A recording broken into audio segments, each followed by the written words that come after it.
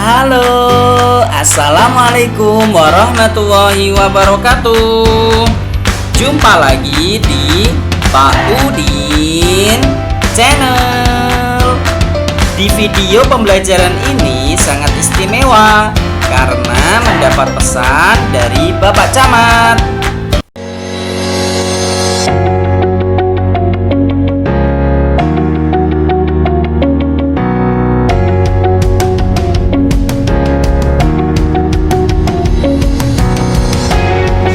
Warahmatullahi wabarakatuh. Selamat datang di Pak Udin Channel. Kami selaku Selamat Pegawai Kabupaten Kudus mengajak kepada seluruh anak-anakku yang saat ini sedang melaksanakan pembelajaran secara online atau daring agar tetap menjaga protokol kesehatan dengan selalu mengenakan masker ketika beraktivitas di luar, menjaga jarak minimal 2 meter dengan sesama orang, sama teman, dan jangan lupa selalu rajin mencuci tangan dengan sabun dan air yang mengalir setiap kali selesai beraktivitas. Dan jangan lupa untuk tetap menjaga kesehatan dengan mengkonsumsi makanan yang bergizi, hindari bermain yang menyebabkan kerumunan, berkumpulnya banyak orang. Mari kita menjaga protokol kesehatan, tetap semangat, selamat belajar, dan semoga kita semua diberikan kesehatan. Assalamualaikum warahmatullahi wabarakatuh. Terima kasih Pak Camat. Kali ini Pak Udin akan menyampaikan video pembelajaran untuk kelas 4 SD. Bersyukur atas keberagaman. Tema 1, subtema 3, pembelajaran pertama. Kebiasaan baikku di pagi hari. Ananda, pastikan ya kalian sudah beribadah, sudah mandi pagi juga. Semoga Ananda menjadi anak yang soleh dan solehah dan diberikan kesehatan ya. Kalian juga bersih karena rajin mandi, berpakaian rapi juga jangan lupa supaya yang laki-laki kelihatan lebih ganteng atau lebih tampan, yang perempuan juga kelihatan lebih lebih cantik lah ya. Kemudian Anda juga jangan lupa sarapan pagi karena sarapan pagi itu penting, menjadikan tubuh kita jadi kuat, gak lemes. Juga jangan lupa berdoa memohon kepada Tuhan yang Maha Kuasa. Semoga kita diberikan kemudahan, keberkahan dalam kita beraktivitas. Amin. Nanda, Pak Udin sediakan pilihan kegiatan untuk pembiasaan. Ada 3 hal. Yang pertama, menyanyikan lagu wajib nasional. Yang kedua, menyanyikan lagu daerah. Yang ketiga, menggunakan produk buatan Indonesia. Jika ada Nanda yang bertanya, Pak Udin, jika aku melakukan ketiganya boleh enggak? Boleh banget ya, boleh banget. Itu tandanya Nanda adalah anak yang hebat. Untuk video pembelajaran ini kita akan belajar 3 muatan, yaitu muatan bahasa Indonesia, muatan IPS, dan muatan IPA. Dan Anda akan belajar tentang 3 hal, yaitu menemukan gagasan pokok dan pendukung dari teks lesan. Yang kedua, makanan tradisional sebagai identitas bangsa Indonesia. Yang ketiga, penyerapan dan pemantulan bunyi. Sudah siap Nanda? Mulai. Muatan bahasa Indonesia KD 3.2 dan 4.2. Teks lesan adalah teks yang dibacakan sama dengan teks pada umumnya. Teks lesan juga memiliki gagasan pokok dan gagasan pendukung. Gagasan pokok dan gagasan pendukung adalah teks lesan ditemukan dengan cara menyimak. Menyimak artinya mendengarkan dengan seksama hal yang dibacakan atau dibicarakan. Ayo perhatikan contohnya. Ini Pak Udin sediakan teks terdiri dari 2 paragraf. Nanda, Pak Udin harap kalian memperhatikan dengan serius ya. Pak Udin terangkan dengan pelan-pelan. Kedua teks ini memiliki gagasan pokok dan gagasan pendukung.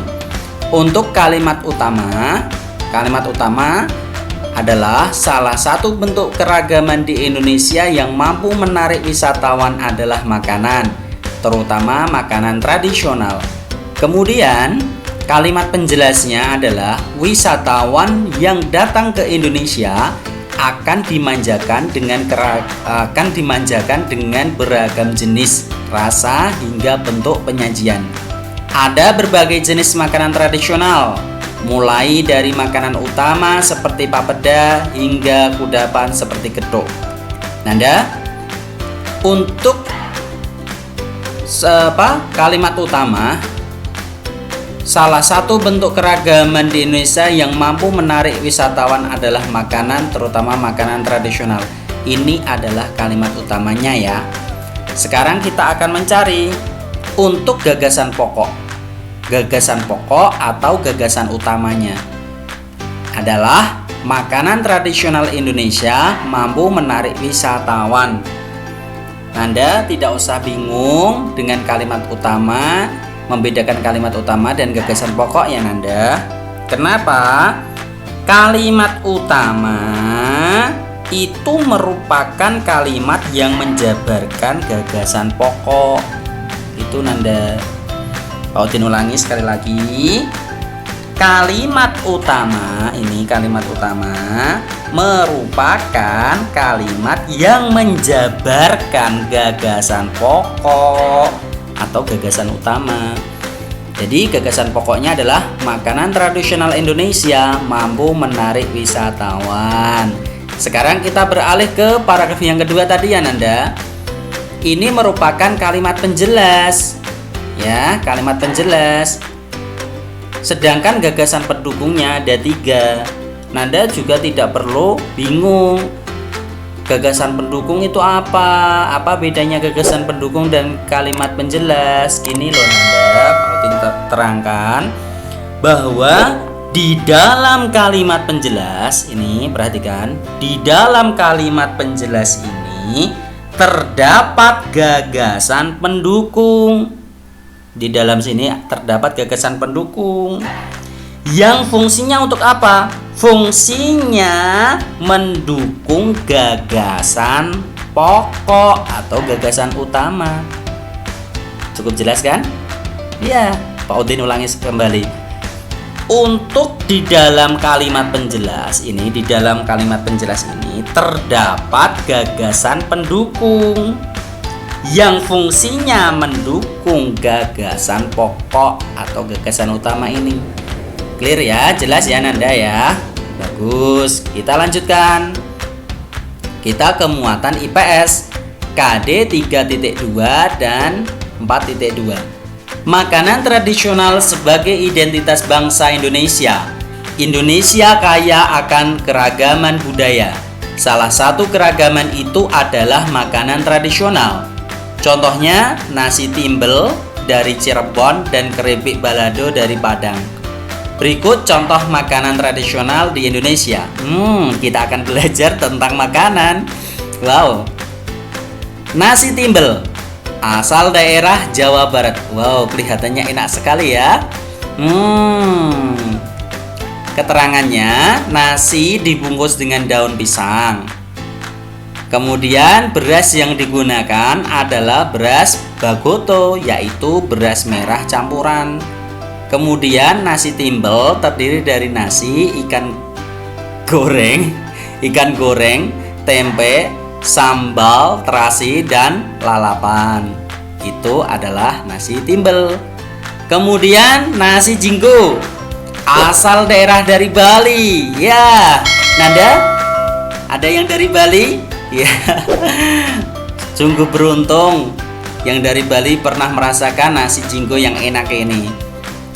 Keterangannya, nasi pulen yang dibungkus daun pisang dengan porsi kecil, dilengkapi dengan mie goreng dan suwiran ayam pedas. Enak.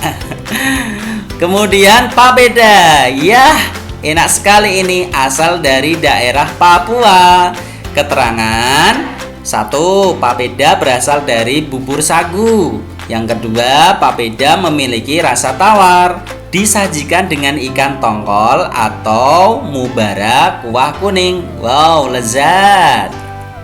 Kemudian bubur Manado, asal daerah dari Sulawesi Utara. Enak sekali. Keterangannya, bubur putih yang berisi campuran jagung manis, labu, kangkung, ayam, dan kaldu ayam. Wow, enak. Bubur Manado juga dapat disajikan dengan suiran ikan cakalang goreng. Kemudian, Nanda ceritakan pengalamanmu saat makan makanan tradisional kepada orang tuamu. Isi ceritanya mencakup hal berikut ya Nanda. Pertama, makanan tradisionalku adalah apa makanan tradisionalmu? Ya, kamu dari daerah mana gitu Nanda. Kemudian menyesuaikan daerahnya ya. Kemudian yang kedua, makanan ini berasal dari titik-titik. Jelaskan dari daerah asal kalian, provinsi asal kalian. Yang ketiga, bahan makanan tersebut terbuat dari apa saja. Oke. Kemudian yang keempat, aku pertama kali makan makanan tersebut di mana? Yang kelima, makanan tradisional tersebut terdiri dari apa saja? Kamu jelaskan ya Nanda. Kemudian ceritakan kepada orang tuamu. Kemudian kita lanjut ke muatan IPA. KD 3.6 dan 4.6.